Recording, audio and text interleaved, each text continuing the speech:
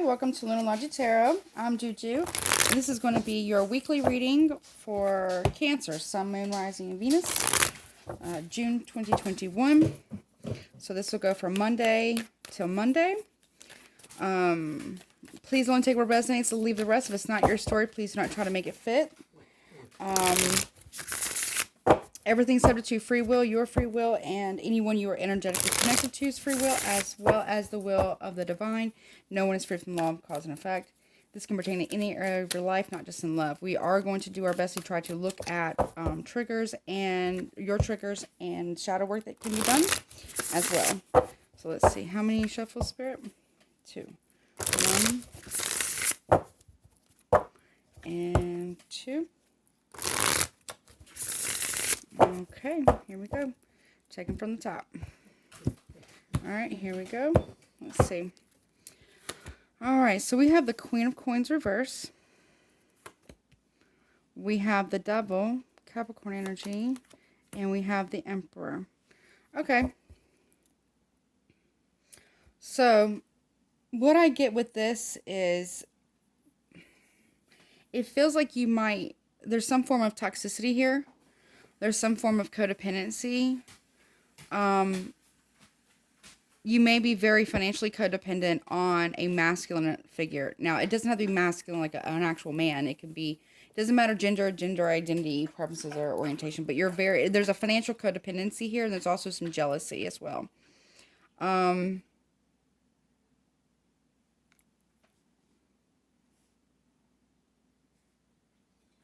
Yeah, it feels like there is some form of...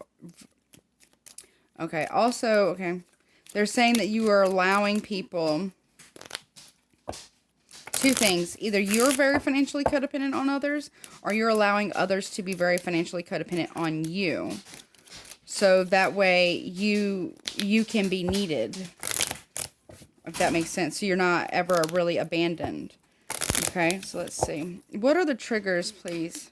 So I'm just getting very, very strong codependency. And be careful, too, that a masculine doesn't get you back into some type of codependent situation. Or you allow yourself to be taken advantage of. Okay.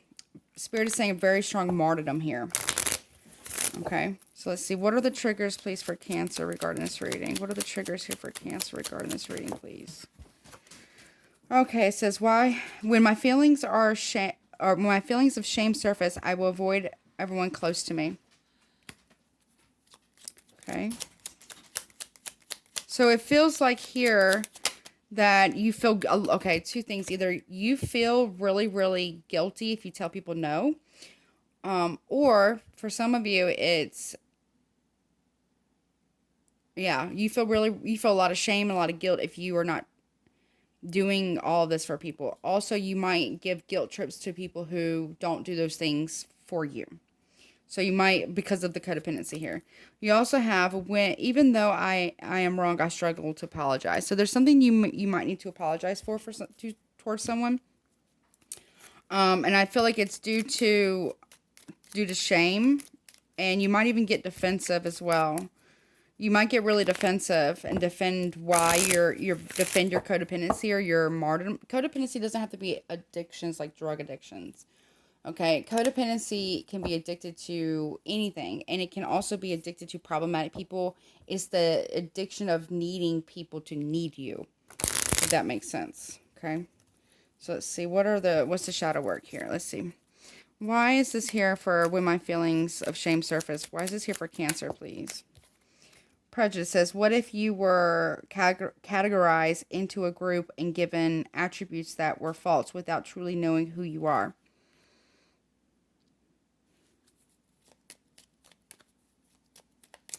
I don't know if you're judging people or you're being judged. And okay, I feel like you might be judging people out of a sense to be able to defend yourself somehow, but it's not accurate. It's the codependency. You're not able to see how you're playing into these codependencies. Okay? What's the shadow work about for a struggle to apologize for Cancer? Why is this here? Egocentric. Not everyone shares the same perspective as you. Listen to others. You may just learn something new. Well, you have two. And the next one says resentful. Think loving thoughts for the person or yourself that you resent. It's restricting your emotional happiness. Yeah, I feel like you're giving to so many people, and you're creating some form of relational debt. So you expect to get what you've given back to people on the back end, but you don't say it up front. But let's say you do something really, really nice for somebody, or even if they didn't ask you, let's say you do that, and then they don't return the favor back to you, you get resentful because you expect them to do the same for you, but you're doing it out of codependency. What you're doing is creating relational debt out of codependency, and then getting resentful when people don't do the same thing for you. If you don't like that, then don't do it no more. If people aren't treating you in the same way that you want to be treated, or doing things for you the way you do for them, then why are you doing for them? You can't. No is a complete sentence. So this is all about ego. You don't apologize for hurting people's feelings out of being resentful, but you're resentful because of people taking advantage of you. But you're also creating the situation where people can, because you're not saying no and having proper boundaries. And on the other side of that, you're also doing it to make it where no one will ever abandon you because they need you. They're not choosing you. They need you. There's a difference. If they're choosing you and they want you, that means they don't need anything from you. But if they just solely need you, then they're not choosing you on their own volition. So it's almost like you're keeping people codependent in a way in order to not ever be abandoned. Okay? One more just came out. We got quarrelsome. Does this action fulfill an emotional need for you? Does it make you feel powerful? Yep. Is it a bad habit that needs to stop? Like what I just said. This is an addiction. It's a codependent addiction that you have.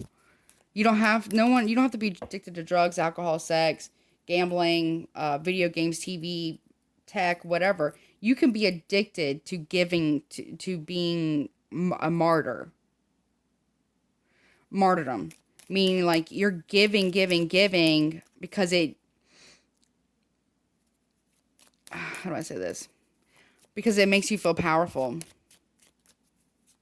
But also because you have a fear of abandonment. You have a need to be needed.